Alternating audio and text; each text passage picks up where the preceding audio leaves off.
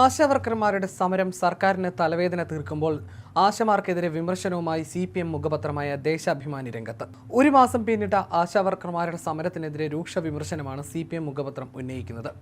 സമര നേതൃത്വം അടിക്കടി ആവശ്യങ്ങൾ മാറ്റുന്നുവെന്നും സമരത്തിന്റെ പൊള്ളത്തരം ഓരോ ദിവസം കഴിയുമ്പോഴും പുറത്തു വരുന്നുവെന്നും മുഖപ്രസംഗം പറയുന്നു. ഇത്രയും പിന്തിരിപ്പൻ നിലപാട് സ്വീകരിക്കുന്ന BJP പ്രതിനിധികളെയാണ് തിരുവനന്തപുരത്ത് ആശമാരുടെ പേരിൽ നടക്കുന്ന സമരത്തിലേക്ക് സ്വീകരിച്ച് ആനയിക്കുന്നത്.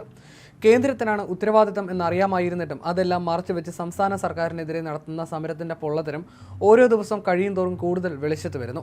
അടിക്കടി ആവശ്യങ്ങൾ മാറ്റുന്ന സമര നേതൃത്വം ഈ വിഷയത്തിൽ കേന്ദ്ര സർക്കാരിന്റെ ഉത്തരവാദിത്തം മറച്ചുപിടിക്കാനാണ് ശ്രമിച്ചത്. പാർലമെന്റിലെ സംഭവ വികാസങ്ങൾ ഇവരുടെ ശ്രമം പൊളിച്ചടുക്കി.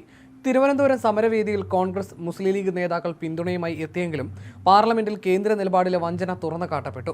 കഠിനമായി പണിയെടുക്കുന്ന ആശമാർക്ക് നീതി ഉറപ്പാക്കുകയാണ് വേണ്ടത്. ഈ ദിശയിൽ ആദ്യം വേണ്ടത് ആശമാരെ സ്ഥിരം തൊഴിലാളികളായി അംഗീകരിക്കുക എന്നതാണ്. മിനിമം വേതനവും പെൻഷനും ഉറപ്പാക്കാൻ ഈ തീരുമാനം എടുക്കേണ്ടത് കേന്ദ്രമാണ്. ഇടതുപക്ഷത്തെ കരിവാരിത്തേക്കാൻ വഴിയിൽ കിട്ടുന്ന എന്തും എടുത്ത് ഉപയോഗിക്കുന്നവർ ഇത് മനസ്സിലാക്കുമെന്ന് പ്രതീക്ഷിക്കുന്നു. കേന്ദ്ര നയം തിരുത്താൻ യോജിച്ച സമരത്തിന് എല്ലാവരും തയ്യാറാകണമെന്നും മുഖപ്രസംഗം പറയുന്നു.